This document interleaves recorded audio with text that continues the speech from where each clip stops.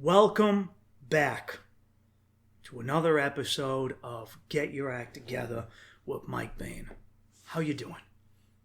For the record, if you're one of these people who's watching on video, there's a few of you. I know most of you are audio listeners.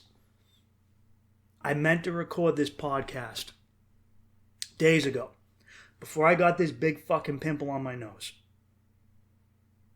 Before this guy came to fruition, I was going to record it, and I didn't, because I had to get my thoughts right. And last night, I scratched it off, because it was bothering me. I just scratched it right off. And I started bleeding. And this is like my fifth one. If you're listening, I'm showing a nasty bloody tissue. I can't stop bleeding. So it's red. I know I look like Rudolph, and I'm trying to talk about some shit. You're going to have to look past it. That's awful. Oh, that's terrible. Oh, man. When I popped it, I was like, all right, I popped pimples before, right? You get the pus out, then there's blood. Sorry, I know this is not the way to start this out. You get that out of the way, right? Except I scratched it. No pus, nothing, just blood. Okay. And it didn't stop. I was like a virile woman on her period. It's like I flushed all my eggs at once. It wouldn't. My Aunt Flo came, and Aunt Flo would not leave. And as a result, that's why I know it's there. I'm aware. There's not much else I can do. Anyway, how you guys doing? I hope you're doing well. If you're listening, thanks for being there. Thanks for sticking with me all the time. I know I haven't put one out in a little while, and I actually don't have the excuse of, not that it really was an excuse of I'm busy, or that I'm, in reality, you know what it's been? I've been happy. I've been okay. Just happy, being married and being content. I worked my balls off. I made the most money I ever made this year. I paid for it. I worked and worked and worked, and I was able to pay off a lot of my bills and pay off my wife's immigration lawyers, and I should have enough for a wedding. I forgot that. It's weird that I paused on that thing, because that's a big thing I got to deal with. And I want to pay off. No, I'm not paying it off, but I'm paying off a portion of the mortgage, my mom's house, and it's a good. You know what it is? I've been fighting with this. Because my whole life, I'm going through changes. I'm going through changes. If you don't know that song, find it. And I'm going through changes besides my period blood on my nose. And I've realized, and I've known this for a while, I've known what happiness is meant to be. Is that it's peace. It's not, I've talked about this before, it's not cocaine and hookers. That's exciting. That's exciting. But it's not true happiness. And true happiness leaves you with a sense of fulfillment. And excitement, though it is exciting, it's fleeting. No one ever really comes away from drugging and whoring and partying with a feeling of fulfillment. You know, your balls might be empty, and but that's more of a, that's not fulfillment, because they're not, fulfillment would be your balls are full, and that's not really what you want. Fulfillment. If you've ever done psychedelics, especially when you do mushrooms, I've had this experience with mushrooms, there's a point after your introspective experience or your bad trip, whatever, hopefully you get to this point where you're just sitting and you don't feel the more monkey. You don't feel that, I need more. You don't feel that. You just go, I'm okay. I'm alive, and It's good to be alive. And I have a house or an apartment. I have a place where I live, and this is mine, and I'm safe here. And that's good. I could have nowhere. And I have this couch or this chair or this bed, and I could sit here. I'm not on the floor. And I have this blanket. Keeps me warm. If I get too warm, I'll take it off, or I'll turn down the heat. Maybe I'll put on the AC. If it gets too cold, I'll turn up the heat. I have food in my house. If I get hungry, I'll go make some food. I'll have a snack. Worst case scenario, I order some food. But I'm okay. I have enough. And I've been feeling that. Like, there's always more and improvements, but that sense of, hey, you're okay. And it's tough because our whole lives we kind of look for that. When you get it, you go, oh man, this isn't as exciting as I thought it would be. You know,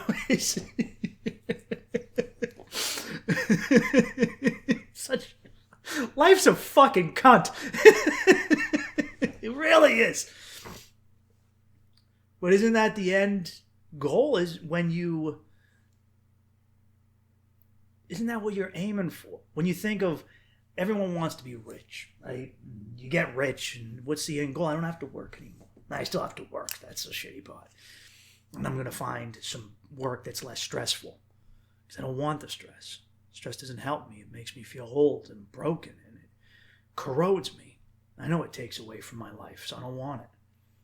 You don't have to live in a stressed out manner. It doesn't make you a better person. In fact, it makes me a worse person. I know I'm worse. I know I'm either short with the people I love or I communicate less with them. I know I become withdrawn. I look for arguments online. I look for things I shouldn't. This is a roundabout way of me saying that when I first started this podcast, and I would talk about things I was dealing with, my frustrations with the world at the time. We were going through COVID and the intense pain and suffering and hardship I dealt with overcoming my father's death and everything that led to that. Doesn't affect me anymore. Like it's at where it needs to be, and it scared me for a while because I went, oh, this was this thing, this tumor, this whatever, this pain, this chronic illness was with me on a spiritual level, and it kind of defined how I navigated, and it's gone. I dealt with it. I adjusted to it in a positive way and reformed myself so that I wouldn't repeat that lineage. And it was scary. That's a weird thing to say, that once the thing is gone that you wanted to get rid of, you go, you're afraid of the new thing, which is just being free of that. Because honestly, in a way, felt a little empty. How do you do that? I'm asking you, Mike Bain, how do you feel empty when the pain goes? But it took some time to readjust and realize that that's a good thing. It's okay to not say, I need more, I need more, I need more. Just go, hey, I'm doing okay. Things are good. I'm just going to chill out because I'm burnt out. And I'm going to wait till I want to speak and speak. And so anyway, that's me. That's where I've been. I hope you guys are doing well too. It's an interesting time. Planes are falling out of the sky. A lot of plane crashes. That's weird.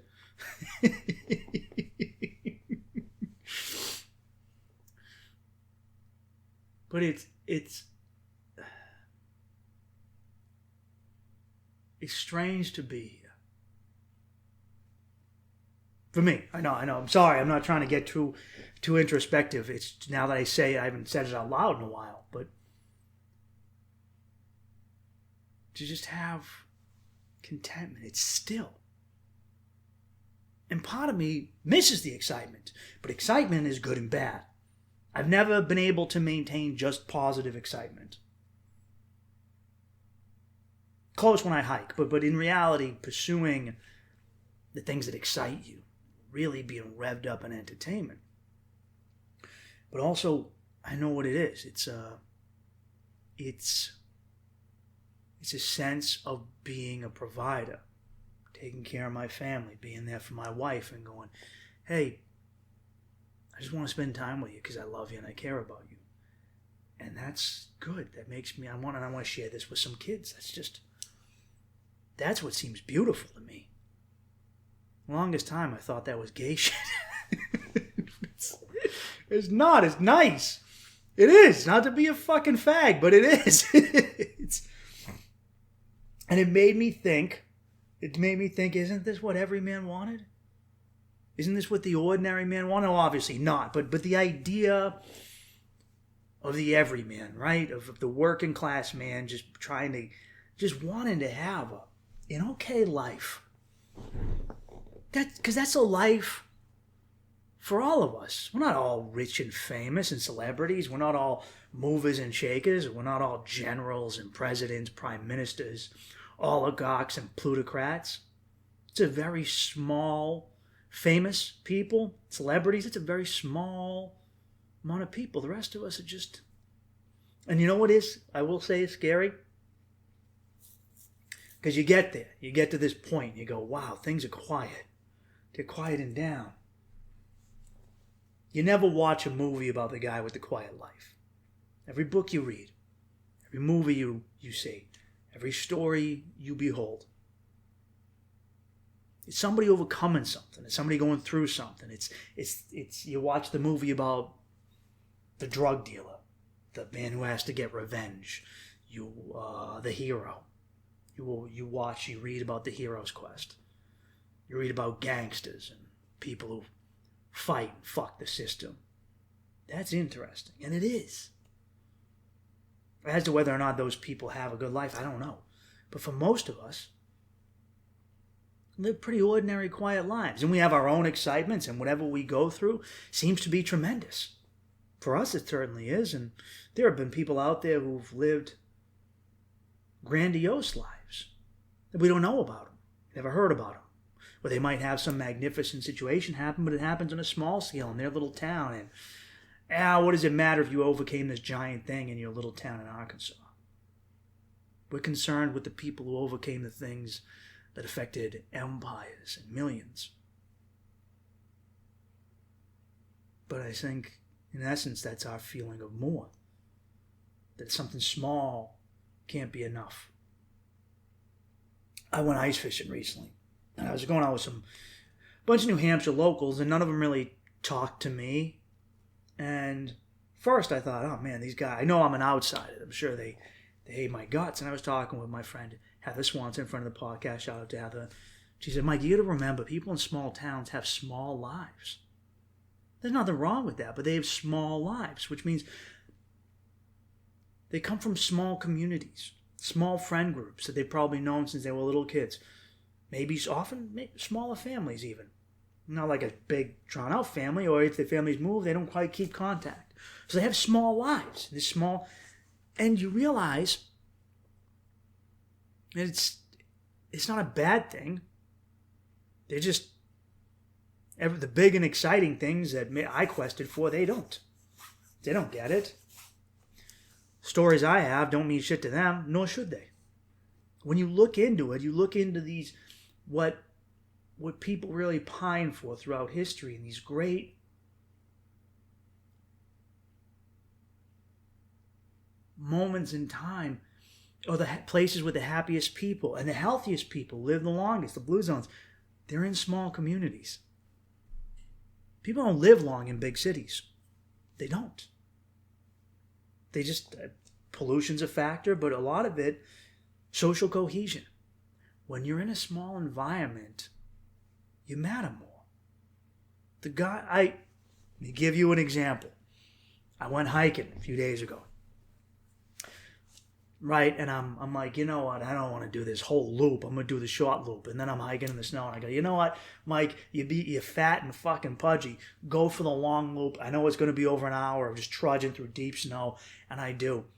What happens? I get to a marsh, and there's like a boardwalk, but you can't see the boardwalk because there's like 3 feet of snow. So I'm falling off the side of it. I look, there's 2 women. I'm getting closer, and I'm John on the phone loudly, and then all of a sudden I go, one of these women is stuck. I come upon them, 2 old ladies. One of them fell off into the marsh, the wet marsh, deep snow. She can't get up. She had a knee replacement. And they go, oh, please, kind sir, help us. I was praying to God that somebody would come, and I helped up this lady. Like a regular fucking hero. Here I was. Now, no one knows about it. Not a big deal. But on this small scale, I got to feel like I mattered. These women were so grateful. This poor woman could not get up. She was stuck in a pile of snow. It was cold. This woman was stuck. Her friend couldn't pick her up. I had to help drag her out of this pile and pick her up. And I go, ladies, I'll walk you back. But you got to go back the way you came. You can't go this way. It's going to get worse. And they go, no, we're fine. I go, you sure? I'll walk you home. I don't mind. No, but I had such an amazing feeling. Normally I've looked for these great feelings on stage, right? I'm going to stop talking about me. There is a point to this. I promise you, just bear with me. The point is, on this small scale, I got to feel like I mattered. But really mattered. More than just... But not saying that you don't matter when you help on a large scale. Like, let's say you have a comedy show and you help 300 people forget their problems for a night. There's an intimacy missing there. When I got to do it one-on-one with these women, I got to help them. 2 days, and then it was Valentine's Day, the next day. I went to the library because they were having a fundraiser. All the old ladies in my little town came. They made chocolate. Right? Cupcakes, brownies, chocolate bars, chocolate-covered pretzels. It was a smorgasbord of sweets.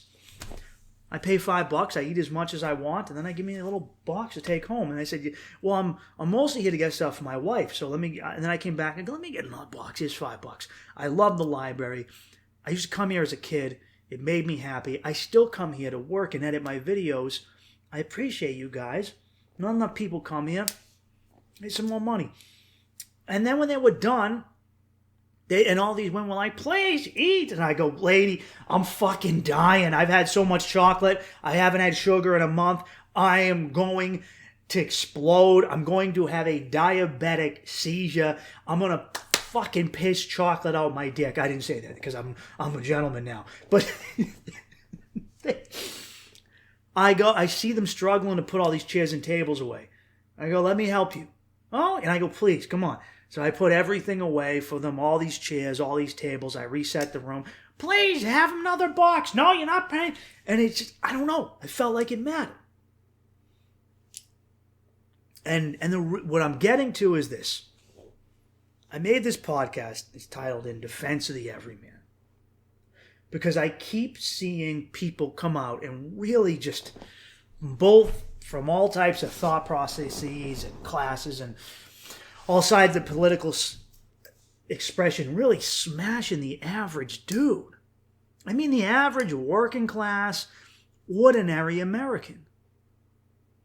There seems to be this idea that if you're not wanting more, if you're not grinding, if you're not a part of grind culture, like think grind is something like what did the guy in Jack of the Beanstalk, the big giant, I'm gonna grind your bones. It's not a good thing. When you think of grinding, I picture pieces of metal bearing down on each other, crushing each other through attrition. I picture some old lady's fucking knee, and she's got no cartilage, and the bone's grinding, and she's like, and I can feel it inside. I go, oh, that hurts. Grinding doesn't sound positive, and I'm not opposed to work. God, you guys, I worked my whole life. But isn't the end to not need to grind anymore? Look at our nation's history. I keep hearing there's no work ethic in Americans. That's bullshit. There's plenty of work ethic in Americans. There's plenty of work ethic in Americans, Canadians, Australians, in the West as a whole. What there isn't is a desire to be a permanent slave caste. That doesn't exist. I keep hearing lately, people know, that's why we have, I've heard from the left, we need illegal immigrants. We need mass migration. Why? Because you won't work these jobs. Hold on. That statement that immigrants do jobs American won't. That's half the statement. The full line is immigrants, through mass immigration,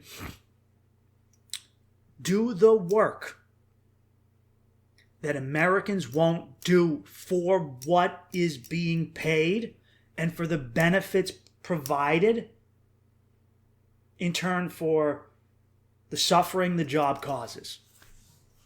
Would you be in a relationship with somebody if they made you fucking miserable but you didn't get something out of it? I mean, you shouldn't be in a relationship with somebody who makes you miserable anyway, but why would you do it if it's a negative for you? The grind culture, which has been pushed by everybody, it's not a healthy culture. I'm not advocating for being a bum or being lazy or not working, but the idea of the permanent grind. If I just work 80 hours a week, every week, I get that. A lot of people think that it's going to stop. But the way it's being set up in our nation state and our culture is that it doesn't stop. I'm looking at a new job. And the guy I was talking to goes, oh yeah, it's not, you won't work the hours you used to work. And I go, I don't want to. I'll take a pay cut. I don't want to have to work. I don't want to have to look forward to overtime. How did we get to a point as a country where we looked up to overtime? Everyone I know out there is every working class person goes, oh man, I need that overtime. I need to do 8 shifts and fall asleep on a forklift. I need to miss my son's graduation. I think in the United States of America, we're taught history. It goes, revolution. In the 1700s, we go revolution. Then next up, 1800s, Civil War, slavery, racism. Next thing we're taught, World War II, racism. Next thing, Civil Rights Movement, racism. But that's it. That sums up that's pretty much it. There was a whole giant labor movement that went on from the 1800s into the 1900s that fundamentally defined us as a culture and a nation and as a people, where people were working horrific hours and extremely dangerous work. And through that, we formed unions. We got the 40-hour work week. We got the 5 days. And the idea that our forefathers and our ancestors had was that they didn't want their kids to need to work like that. They didn't want you to spend 12 hours a day grinding to survive. And they didn't say they didn't want you to work, just that they didn't want your entire life to be grinding you to a fucking pulp. That's what they didn't want. And we've forgotten that. The idea was that you wouldn't do hard, dangerous work for bad money. That if you did dangerous work or undesirable or gross work, that it came with better pay and your family was taken care of. God forbid anything happens to you. You had benefits. You would do this work, but there was a cost. Hey, you want me to do this? You want me to go in that shit tunnel and scrape out all the shit? Fine. You want me to work in this oil rig and nearly lose my hands? Fine, but you're going to pay for it. You're going to pay me. You're going to pay me a good wage. But we've kind of lost that. We've lost the ability for the working man to fully attain the middle-class lifestyle. It's tough. And some people, what they do is they go, well, I was able to do it. Dude, that doesn't mean that it isn't fading. Imagine you go to a restaurant with all your friends and there's 12 of you and 10 of you get brutal diarrhea, just pissing out the ass. And then you and your wife go home and you go, we didn't have, And you go, there's no food poisoning. Dude, just because it didn't happen to you doesn't mean it's not happening. It is. Anyway, my point with this grinding is social media drills home. So much of social media is you looking. I'm pulling back from social media. I haven't posted in a while because I felt like I couldn't use it responsibly, because I go in there and I kept seeing people more quote unquote successful than me. It's just a place that shows success, financial, materialistic success. It's hard to show spiritual success through a picture or a video. And it's hard to convey a sense of happiness through either of those mediums. So this sense of grinding, and then I bring up immigration because we're going through it right now. On the left, you have people saying they're pro-labor. You can't be pro-labor when you bring in immigrant scabs who reduce wages, because that's what immigration does, especially illegal immigration. It suppresses wages. You can't be pro-union and be pro-mass migration. It doesn't work that way. Illegal immigration destroyed all of the gains created by this horrific labor movement of people being murdered and butchered and tortured. It went away because now a company can hire somebody they can pay substandard wages. And it feels like a betrayal as an American from your culture, your elite, and your government. And it's not just, the horde of illegal Hispanics. On the other hand, you have the tech workers from India. And Elon was right, so he's kind of calmed off this because he realized how mad people got. Vivek destroyed himself. Vivek Ramaswamy kind of destroyed his political ambitions. And Elon almost wrecked himself right around Trump's election time, right? Because they went off on saying that they need H-1B visas, which is supposed to be a skilled worker visa. In reality, and I've actually am aware of some. I'm not going to get into it. Aware of someone scamming it right now. It's very easy to scam the H-1B. People think it's just doctors and these brainiacs. In reality, it's not. It can be used for pig farmers. It can be used for just about anything. But the idea is that the people on top they don't have enough. They need more. Hey, aren't you happy with your 80 million? No, I want 80 billion. So they're not happy.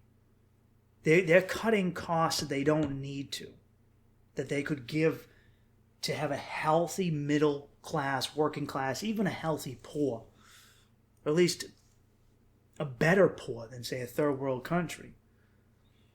They're fighting it because they just don't want to pay a little more. And it seems like no one is defending those people. The left isn't defending them. They're saying, what are you going to pick your own strawberries? Do you realize that meatpacking used to be so like being, I'm trying to think, like most of the middle class jobs we really looked up to that were unionized trade jobs are gone in the way of a factory sense. So let's say electrician, right? That's a good job. Most places, especially if you're union in a large metro area, great, pretty good job. Meat packing, butchers, that was one of those. You could build that middle class American quote unquote dream, however you want to phrase that, through that job. You can't do that anymore. What happened? The meatpacking industry deregulated and hired all illegals. People count on the books. They're not going to join the union, and the union needs to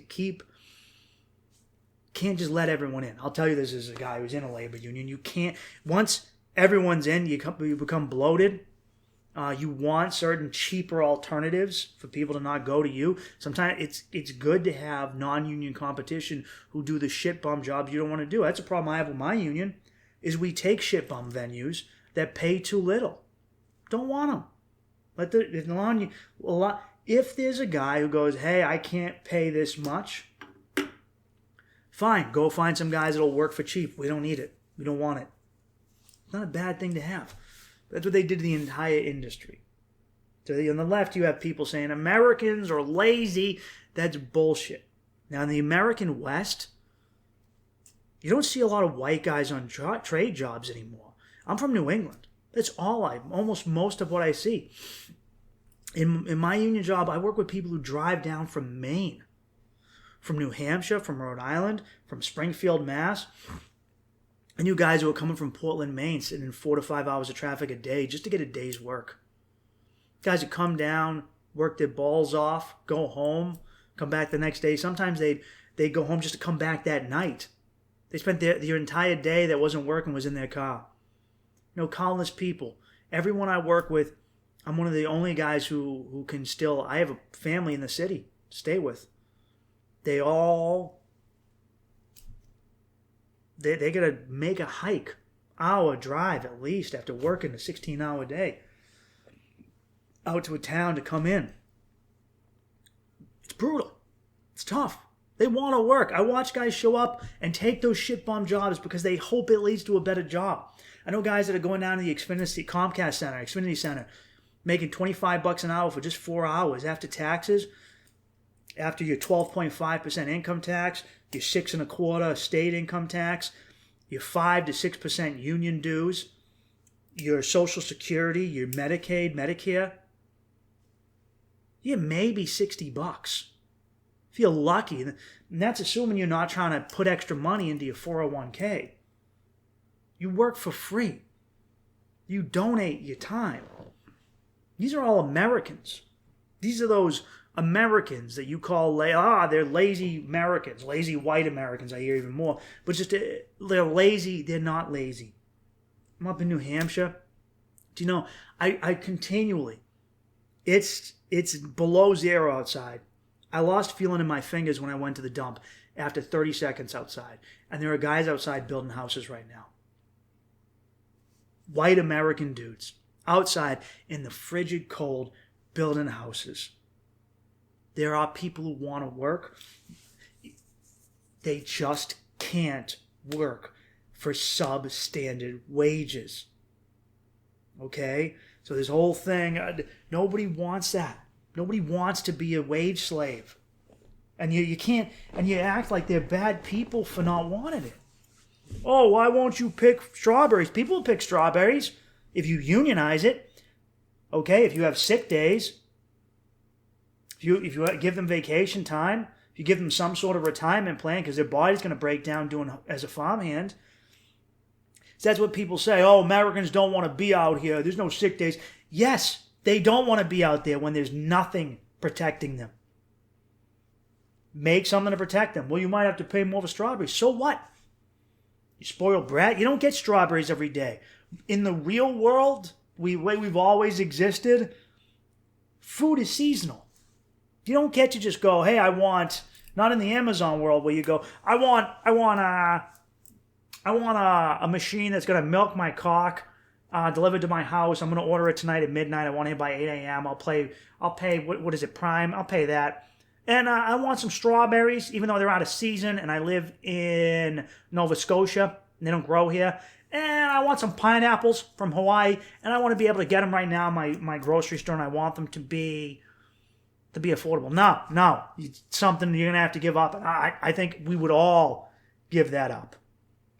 I think most people are willing to sacrifice materialism for a sense of security and community. Because I keep hearing, and the same thing with the H-1B. Those who don't know, H-1B, and this was right-wing guys like Elon. Because you hear it so much from right-wing boomers going, America, people don't want to work. Yes, they do. It's both sides coming in and smashing the everyman, the working man who just wants enough to get by. Right? Our forefathers worked to make a country.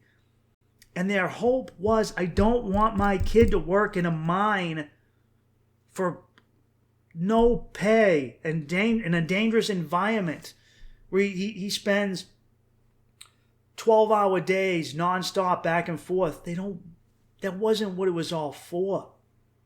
They wanted you to not kill yourself. They didn't tell you to be a pussy. They wanted that. And so when they achieved that, you can't You can't go back.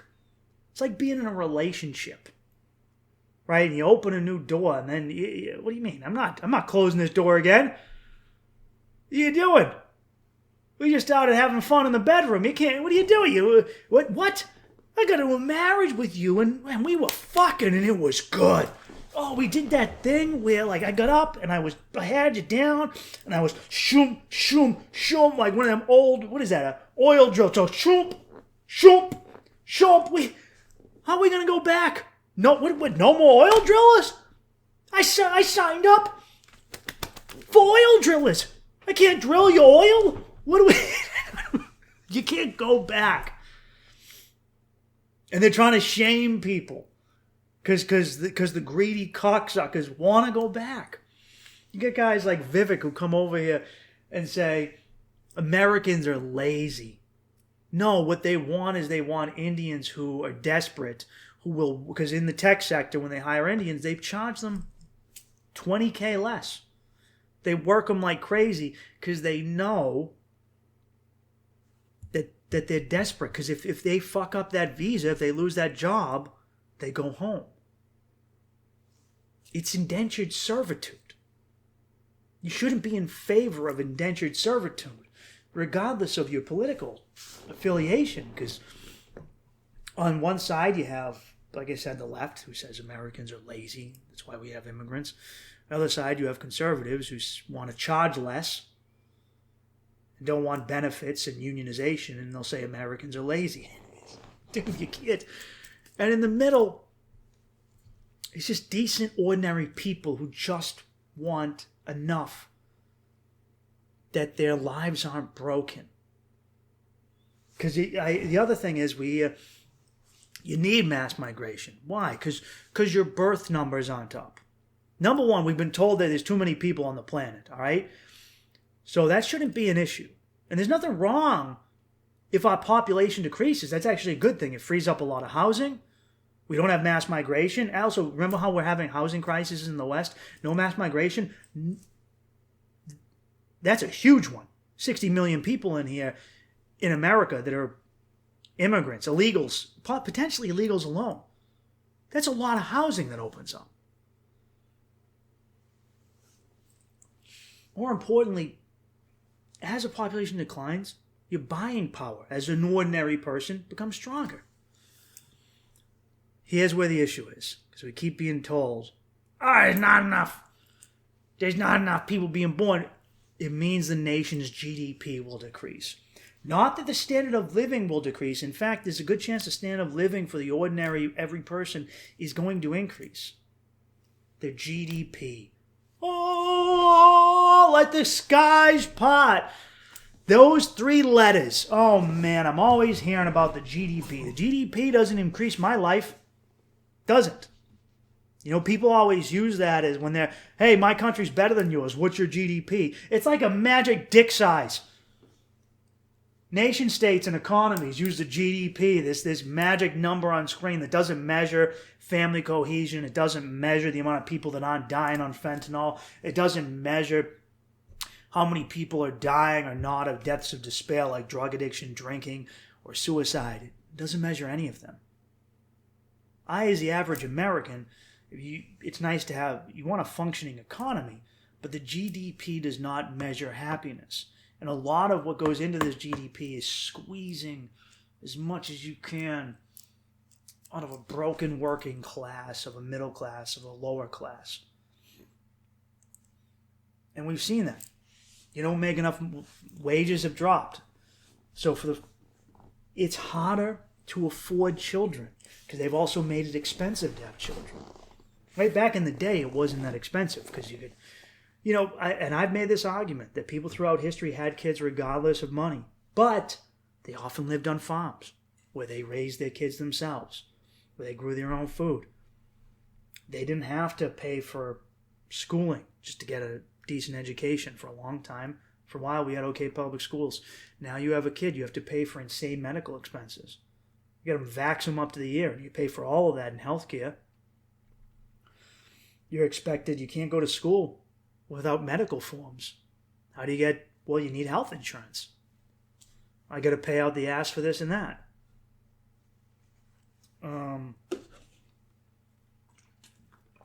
food in America is poison. And if you don't want to eat poison because you love your kids, you got to buy them real food. But real food is incredibly expensive. It's incredibly expensive to eat food that isn't absolute poison. People didn't have to deal with that in ages past. In ages past, your food, they weren't, medieval peasants dealt with a lot of stuff. Don't get me wrong. But they're also, one thing they didn't deal with is Monsanto. They weren't dealing with poison food. Okay? The meat they ate was meat. And I've been in third world countries. That's not something they deal with. I've met plenty of happy people in third world countries.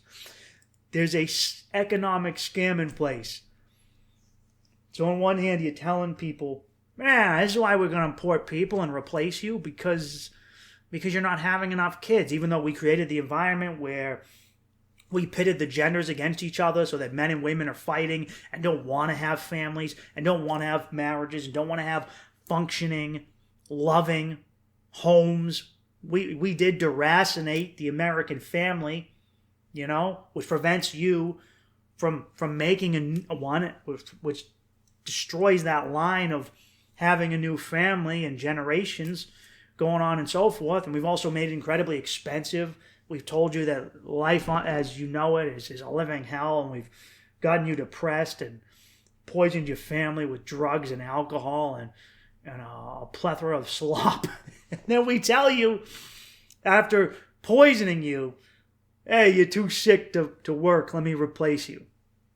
There's a long history of that in America.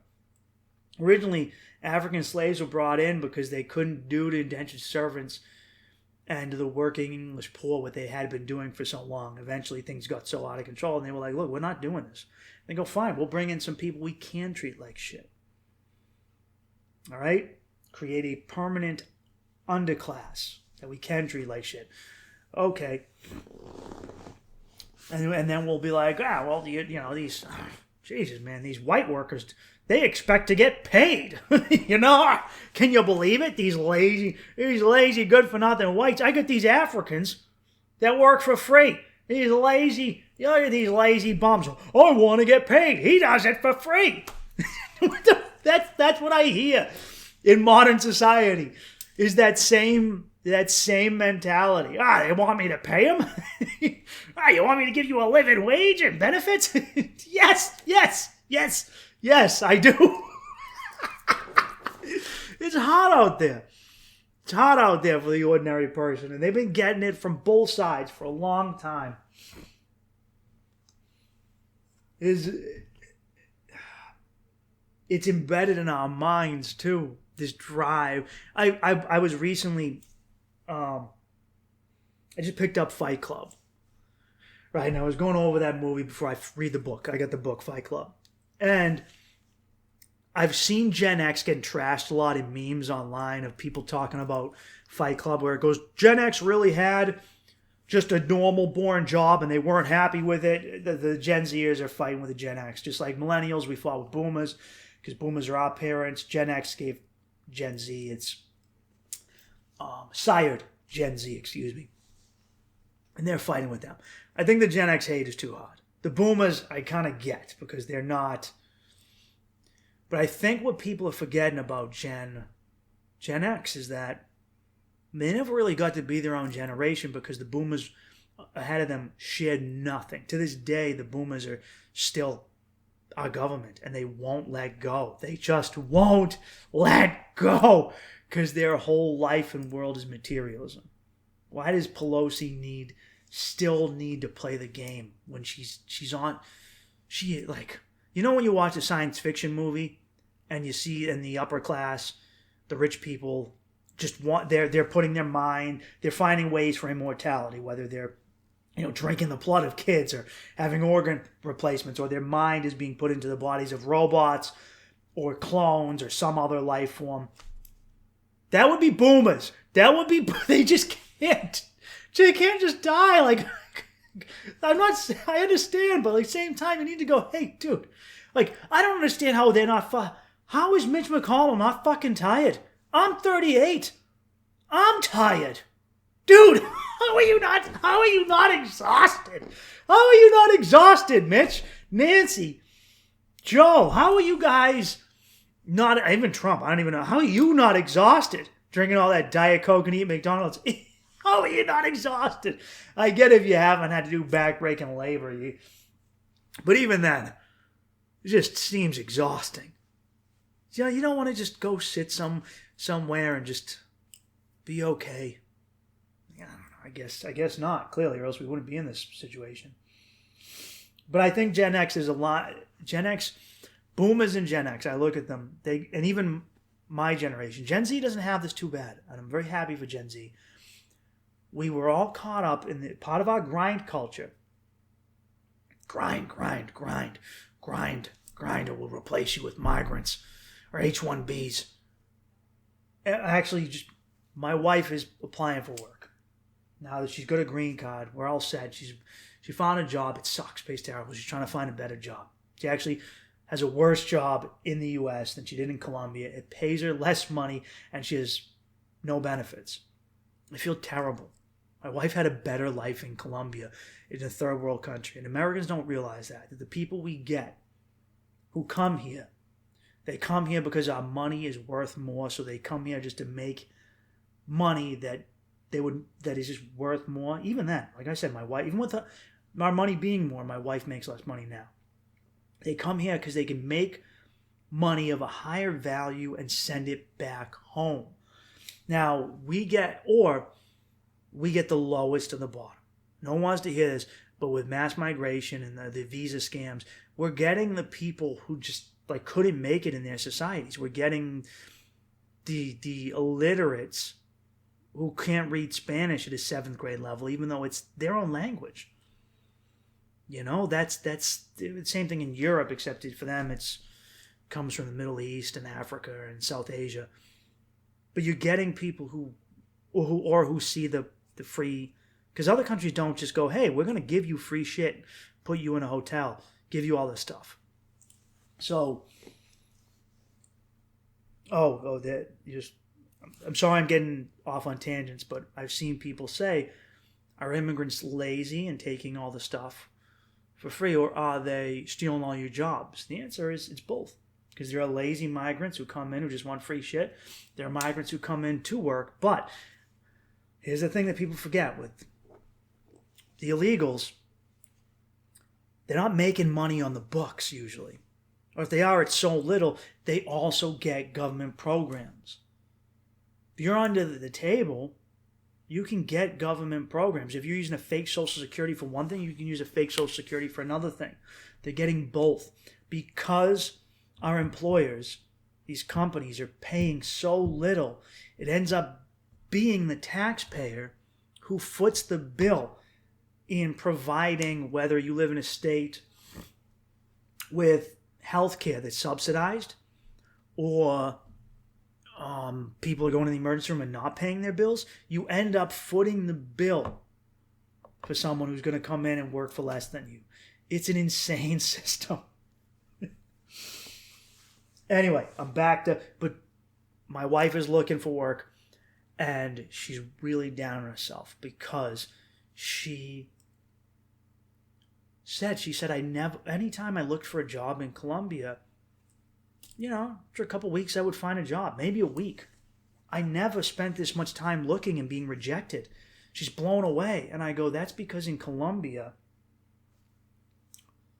you're competing for a job with other Colombians. In the United States of America, you're competing for your job with the entire world. The entire world can just come up and fight you for your job.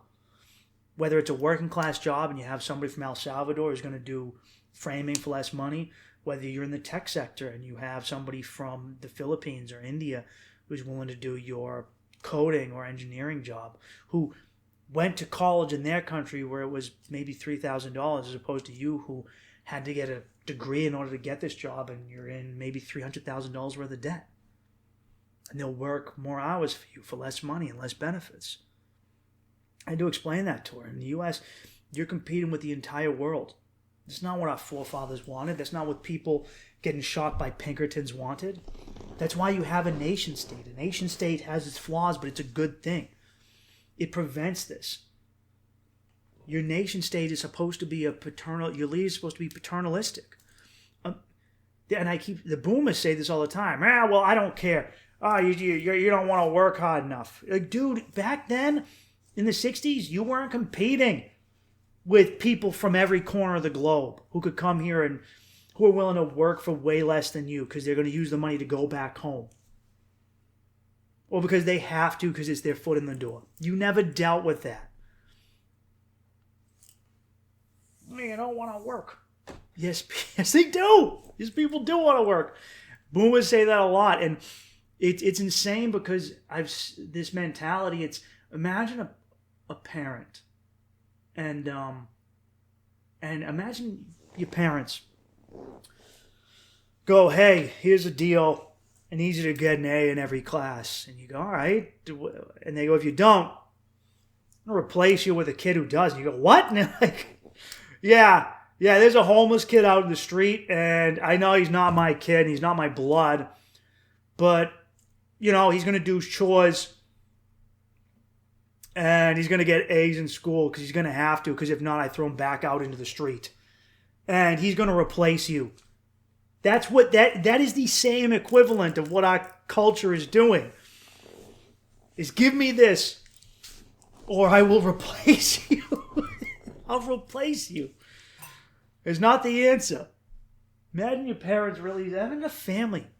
Imagine if you met a family like that. You would go, Jesus Christ, you poor kids. That is so toxic. Imagine you met a family, right? And because we have this with our government now where they're paying people who aren't our citizens, whether it's through USAID in their foreign countries or it's free hotel rooms here. They're just giving away money they take from you. And they go, all right, you're going to make a bed and it's going to be for, I don't know, what's the name? It's going to be for Felipe. You go, what? And you make Felipe's bed and he's going to compete with you from now on. He's homeless and, he'll literally wash my toes if I tell him to. And you're going to now compete with Felipe for your inheritance. If you ever saw that in a family, you would go, this is batshit fucking crazy. You are a fucked up psycho family. Your parents suck. That's what's happening right now.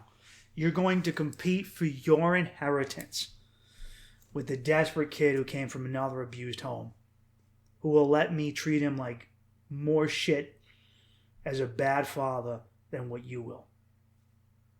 And I'll give it all away if you don't let me abuse you. It's insane.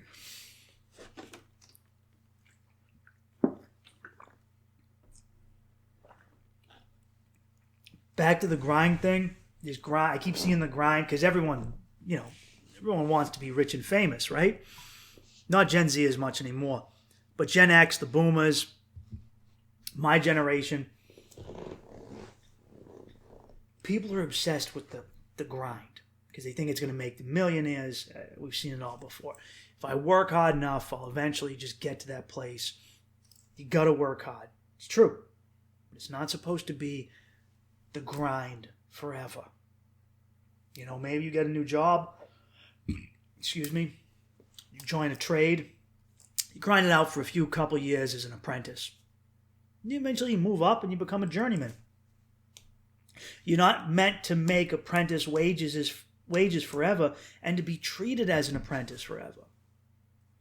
Right? And a lot of people are caught up in the grind. I see it all the time and I'm reading. There's a line where I think Tyler Durden says, we're the forgotten generation of history. We thought we were all going to be rock stars and everything. And I think a lot about my father and why he destroyed his life. Literally, drinking himself to death, destroyed his family. And I go, why? What was it? What was this feeling of incomplete?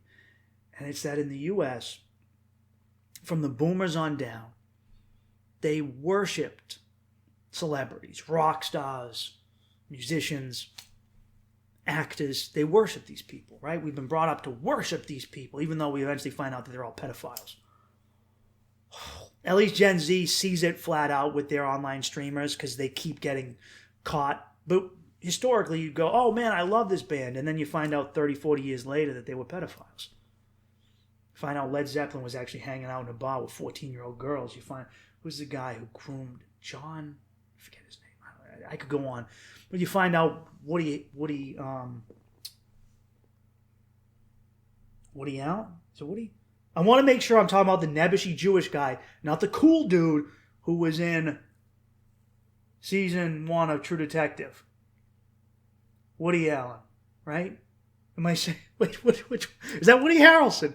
Hold on, let me check this, because I'll kill me if, who's the guy who made all those terrible fucking movies? Nebbishy Jewish guy. Yes, Woody Allen. Okay. I didn't want to throw Woody Harrelson under the bus. Woody Allen. You go, oh, now the diddler. Roman Polanski over and over again. It took time for this to come out. It was that famous radio guy in England. But they worshipped. Generation for generations. It never existed. The greatest generation didn't do that. People they loved it.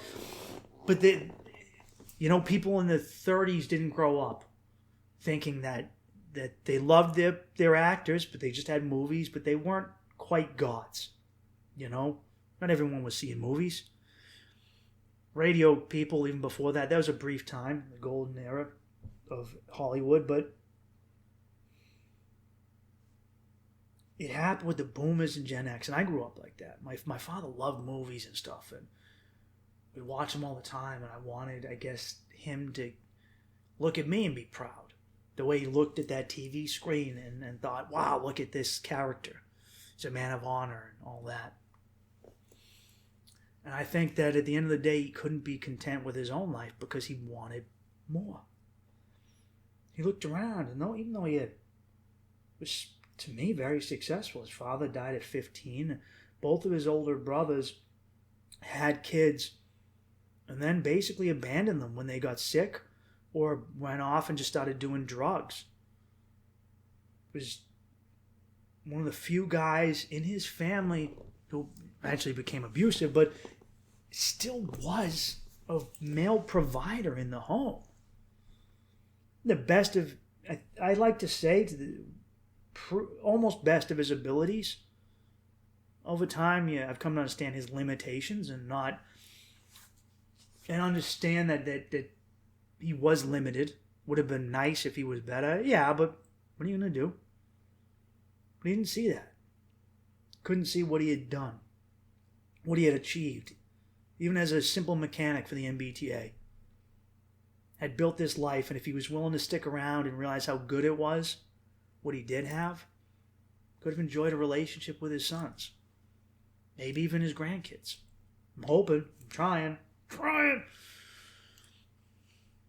But I think he was lost because his life, he couldn't put the exclamation point at the end of the sentence of his life, which was, I was famous, I was here. And that really drives this grind that you see in people. Everyone wants to be seen, right? If you think about it, social media, some asshole prank guy who's doing, some streamer who's being annoying in public, some TikTok prankster, all YouTube, all these people doing all this stuff, especially the ones who agitate people. They just want to say, I'm here. That's all it is. I exist. Even mass murderers and terrorists and shooters. I know it sounds awful. That's the far side of the spectrum. When in reality, what someone's saying when they go shoot up a mall is, I exist. You can't deny me my existence because I just destroyed your fucking life. That's what it is, though. It's desire to say, I'm here, I matter. Why? Well, if you had a cohesive family and you came home, you look and you go, I know I matter because I feed these kids. If you're in a small town, you go, I know I matter. I know I matter. Or I have a community, I know I matter because I volunteer every week. Because I matter because the woman across the street, she's 80 and her kids are gone and I shovel her driveway. And if I wasn't there to shovel her driveway, no one would be there. So I do matter. We've been taught that you don't matter unless you matter to millions. That's not how it's ever worked for human beings.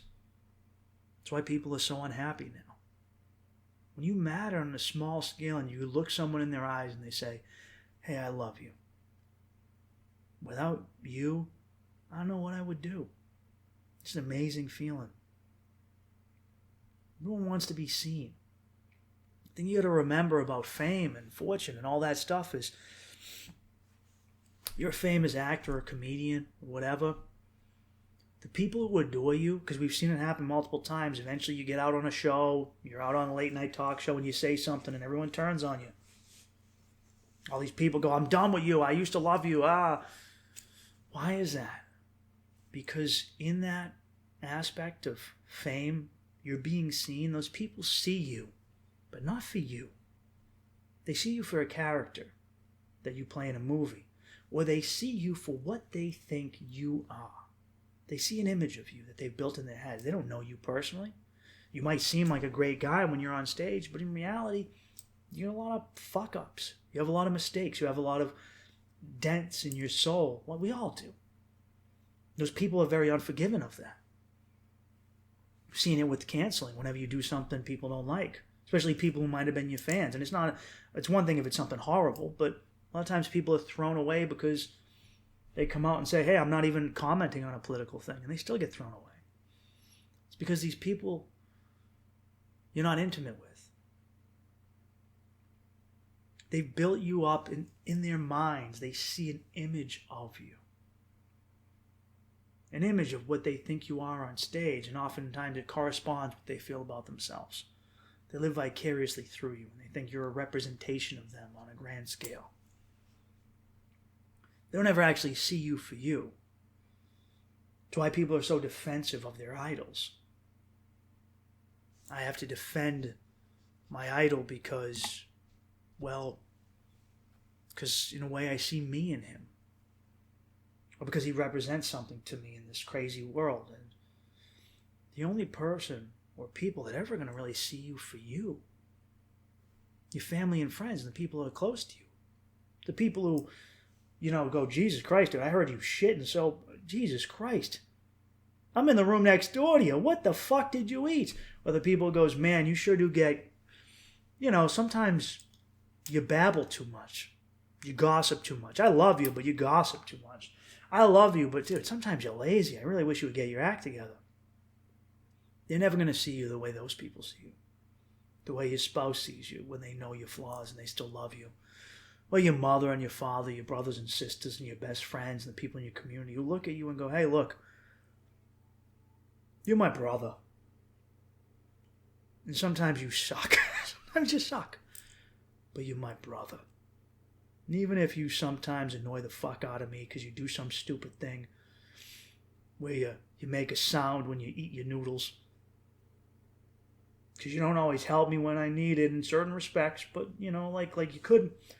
You leave dishes on the table instead of putting them in the sink. I'll wash them, but you leave them on the fucking table. You open something, you don't put it in the trash. I got to pick up oh, man. You're still my brother. Still my wife, still my friend, still my neighbor. And in a weird way, even when you lose these people, they move away, you miss the shitty things about them too. That fan base out there, they'll never be able to see you like that. See you for what you are and accept you for it. Because they need you to be perfect. And the people close to you and your family and your friends and your community, they don't need you to be perfect. They need you to be there and to try and be the best that you can be.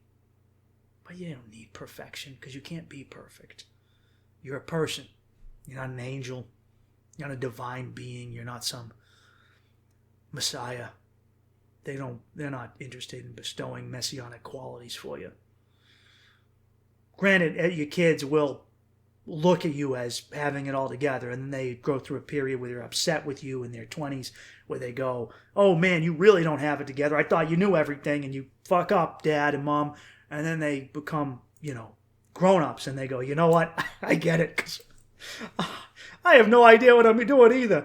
I'm just trying to raise a family, and the world's crazy, and I don't want my kids to do heroin, and I just want to make sure that they have health care unless they get hit by a car. And I'm trying my best. Mom, Dad, what did you do when you were trying your best? And they're like, oh, dude, I don't know. I was just white knuckling it. And you go, I get you. I get it. There's this desire to be seen that's forced this grind of this grind in both the working world and they're the same thing in the entertainment world, which is a working world too. It's just not bricks and mortar.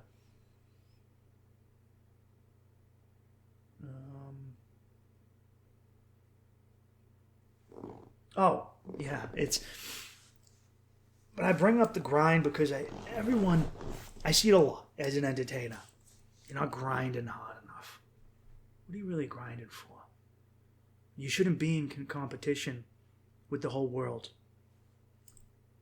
You're an American. Be in competition with other Americans. You're a whatever a Massachusettsian is, a masshole. You should be in competition with other massholes.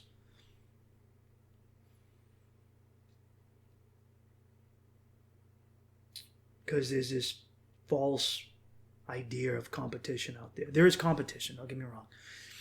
But for people struggling in entertainment, I've seen this in comedians, done it myself. You feel like every person you come across you're competing with. In reality, you're competing against yourself.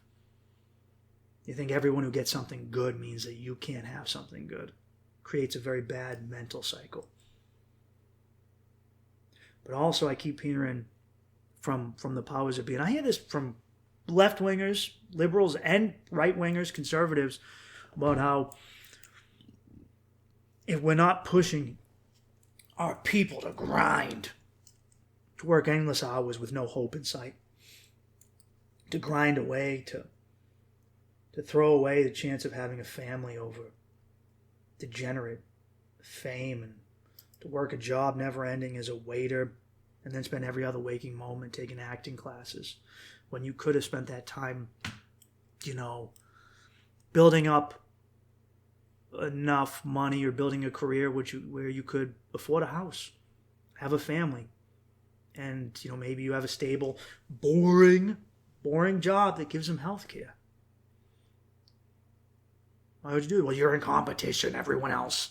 You're in competition with that there's always someone who's going to have a leg up on you. There's always going to be, I've done entertainment. There's always a rich kid who doesn't have to worry about paying his rent, who doesn't have to worry about paying his phone bill, who has everything paid for, who's going to be around there, and it sucks. It hurts when you're out there fighting and grinding. You remember, he doesn't have what you have, right? Sense of, you're not grinding it. When you go out there and you're trying to get laid or meet a woman as a young man. There are young men who think they're in competition with for every guy. Oh, I'm not one of those guys who has 7 feet tall. Dude, it doesn't matter. It does not matter. It helps. It helps. But if you got the talents, if you got the if you're willing to create it and be confident, you can get them too. There is and isn't competition in life. And it's understanding where it's real and where it isn't. Main competition is you. But also, like I said, there's false competition to create something negative. Like I said, with bringing in cheap labor and immigration.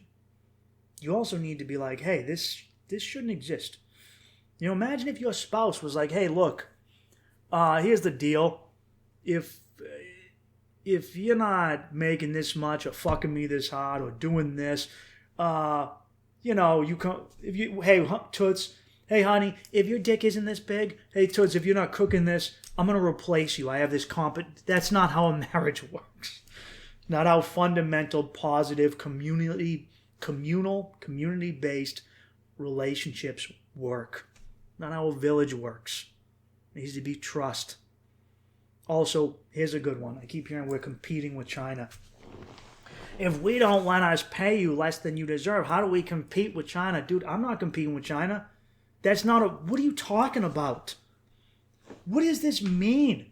Well, what is this competition I have with China? I don't have anything against Chinese people. I keep hearing this. Russia and we're competing. No, we're not.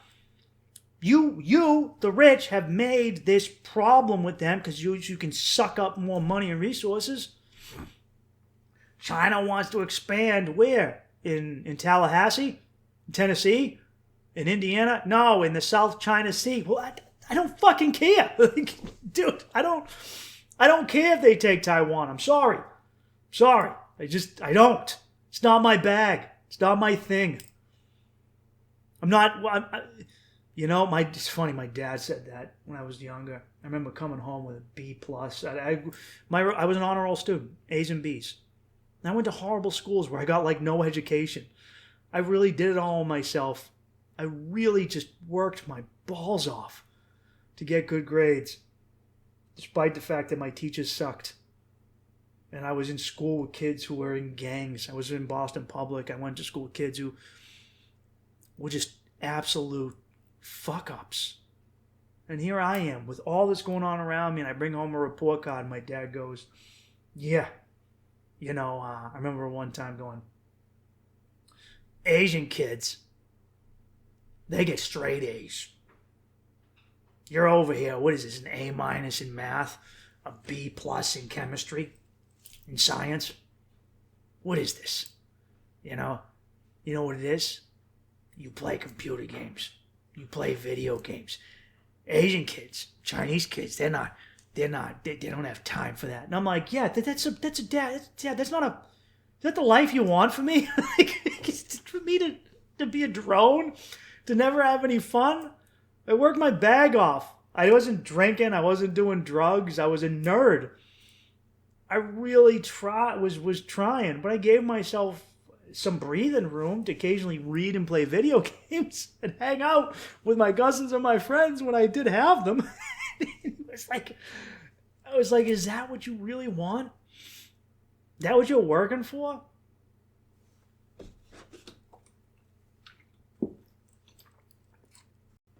There's this false concept of competition over there. They're way over there.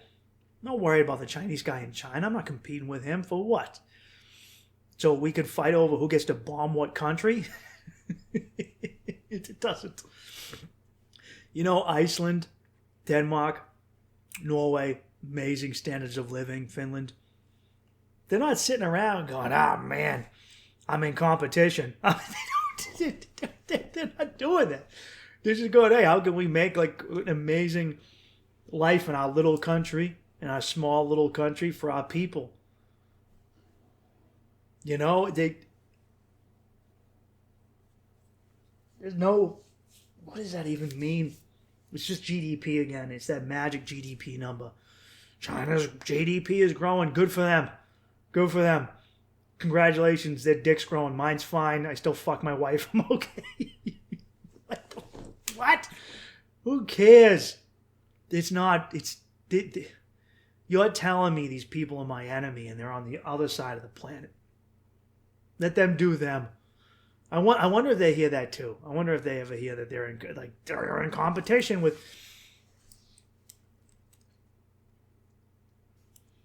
Thing with all these people who are obsessed with the GDP or who think, oh man, I'm just going to replace you with foreigners. Or the grinders.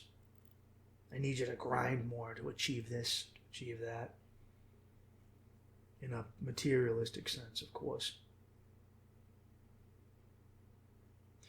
The way they measure this stuff, the way they measure our country, the way we come to measure ourselves as to what we think success is. These are materialistic measurements. GDP is just a number on a screen. Oh, hey, there aren't as many people in England now. We need to fill it with Pakistanis. And it's not England anymore. You're not just human beings. They have souls. You don't recreate. It's like we're being run by autistics, who don't see human beings as humans, but as like a widget on a screen. Some strange derivative, that they can computate. You can't measure community. You can't measure spirituality. You can't measure loyalty or love, no matter how much people try and do it. These things can't be measured. They're not quantifiable. You can't go, hey, because people, hey, what, you don't want 30,000 Haitians, Somalians in your little town in Indiana? No. It's going to revamp the town. No, it's going to make the town little Haiti or little Somalia.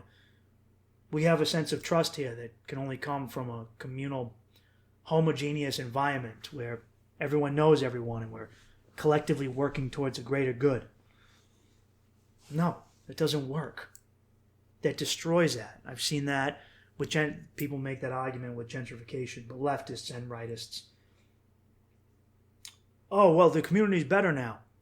There's a higher standard of living. Property values are up. No, you forcefully, you cleanse the neighborhood of the people who lived there before because they couldn't afford to stay there anymore. So, no, their lives didn't get better, and 75-90% of them had to leave.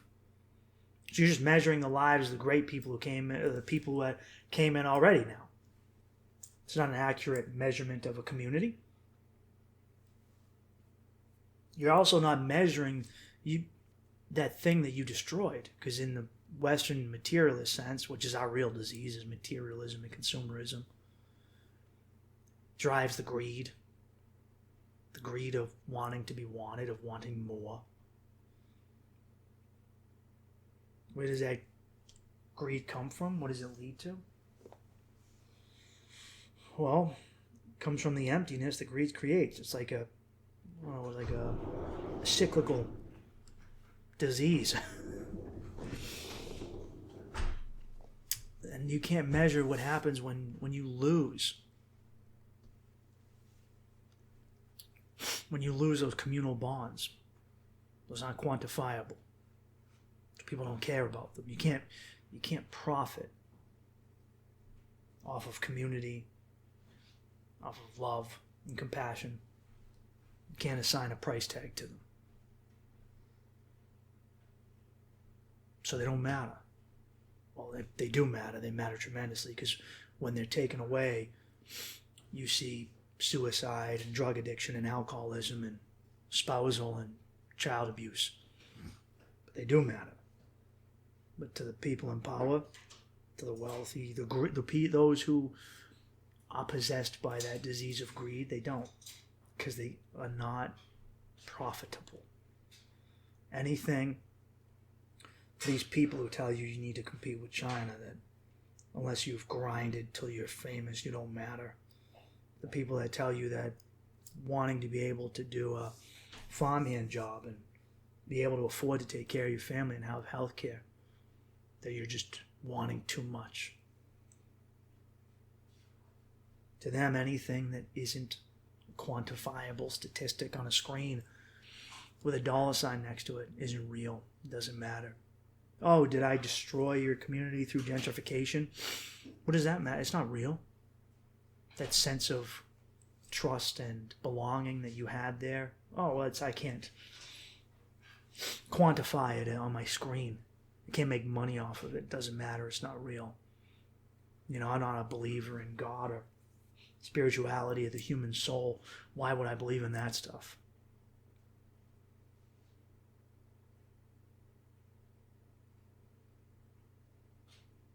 I'm not oh, really? Did we destroy your little mountain town because we brought in thousands of refugees who destabilized the system, who bankrupted your social networks, who brought violence on your community, who fundamentally changed the culture and ethnicity and pretty much everything about your town? Oh, I'm sorry. No, I'm not. Because it doesn't matter. That's not real. The GDP went up.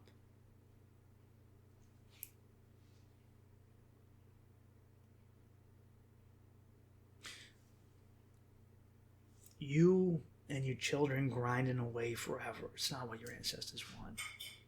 When people work their balls off, the hope is the children get a better life. That's a good thing. It's a good thing that they can have a better life, that you can enjoy it with them. It doesn't mean that everyone's going to be rich and famous or not have to work menial jobs. Someone's going to have to do it. But you need to look at your community, your nation state as an extension of your family. People act like people go, oh man, you don't. There's a great graph out there on Twitter right now showing more right-wing versus left-wing abilities to feel empathy. Everyone in all of human history has operated the same way. And there's an old Arab proverb, which is myself against my brother and I against our family, my family against me and I against the tribe, my tribe and I against the country, my country and I against the world. It's a very understandable idea, which is that you're supposed to care for the people closest to you. All right? So when someone says, yeah, I don't want to pay USAID, so when my own community is bankrupted, and I'm worried about AIDS medication for a place I've never heard of. Hey, you know that FEMA money we're going to take to fix your community after the hurricane? We're housing illegals with it. Yeah, they don't know you and don't care about you, and they don't even speak the same language or culture, and they're from the far side of the planet, but it's going to take care of them. What are you, not empathetic? Imagine you're at home and your dad comes home. You go, Dad, we've been eating nothing but bread, and we've only had bread and water in the house. I know you're working. Could you buy us some better food? Son, what are you, not empathetic? I had to give out money to every kid on the block.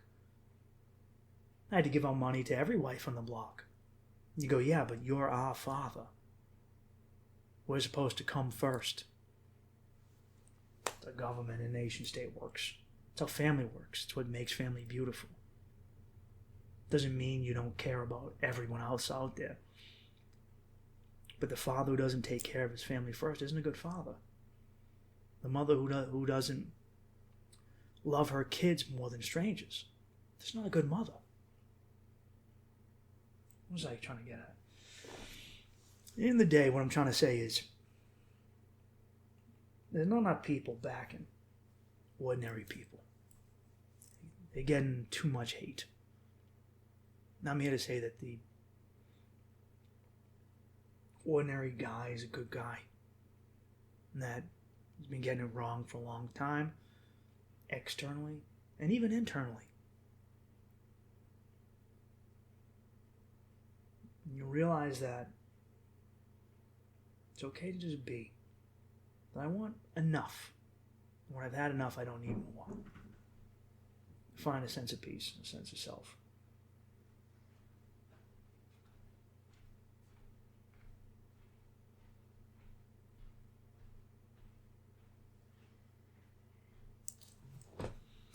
I think that's it.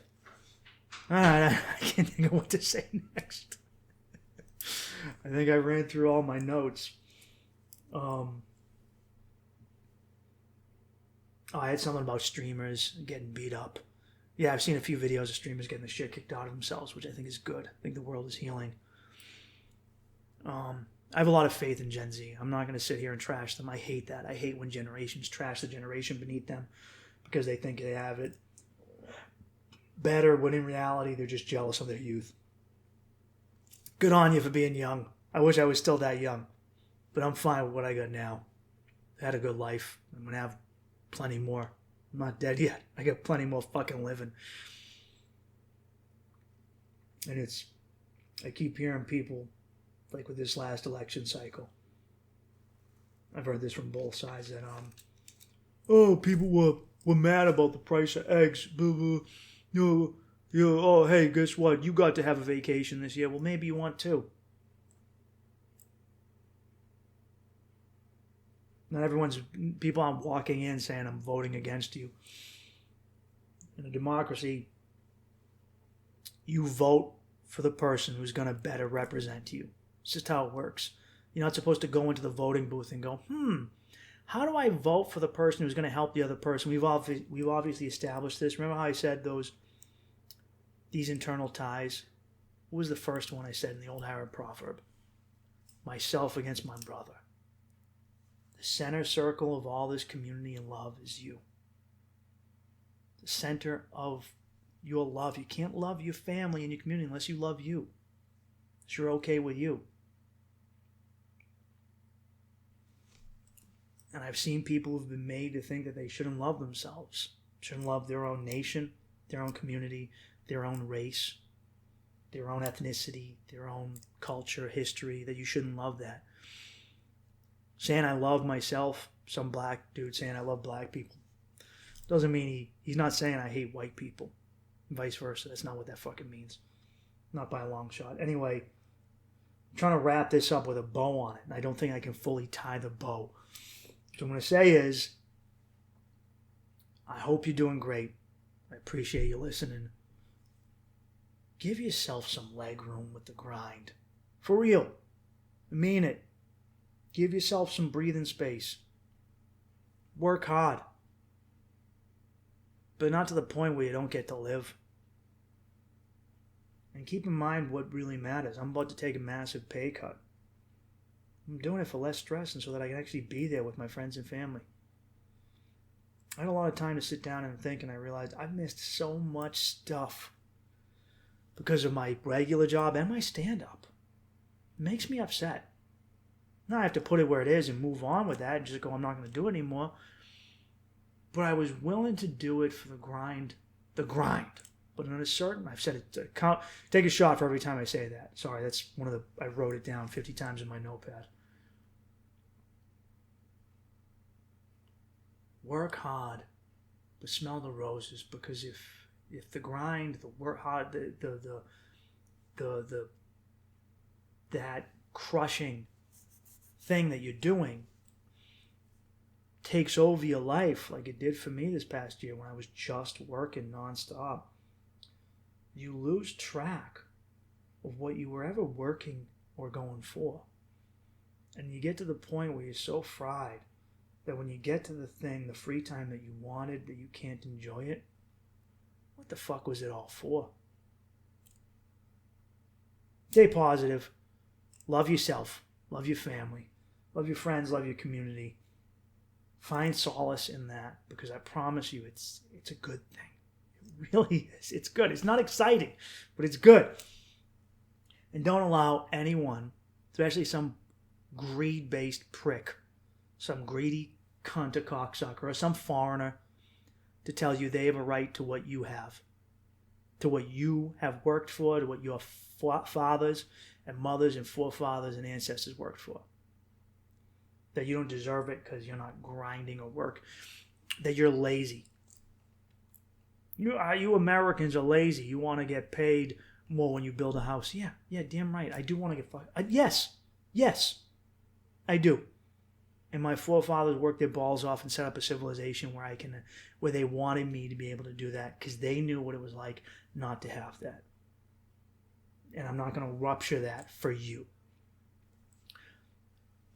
When you take care of yourself, when you stand up for yourself against people who have taken advantage of you, they're going to act like you're an asshole and you're an aggressor. In order to give you what you really want in life, your circle has to become smaller. You can't be loved by everyone. You got to put yourself and those you care about first. And the person who wants to take advantage of you, who wants food off your plate, they're going to sit there and go, you're greedy. No, this is my food that I worked for. And it's going to my kids. I don't fucking know you. Bitch. Fucking. All right. Deuces. Peace, guys. Thanks again. I hope I catch you in a great place in life. I'm still doing this periodically. I know I don't have a schedule going like I used to, but I've just been having fun with living, dude. And it's been nice. And but I'm not done. I'm still here. I'm still rocking and rolling. And if you're rocking and rolling with me, thank you very much. I really do appreciate you. And I hope that what I say gives you something as much as it gives me something saying it. Get your act together, motherfuckers.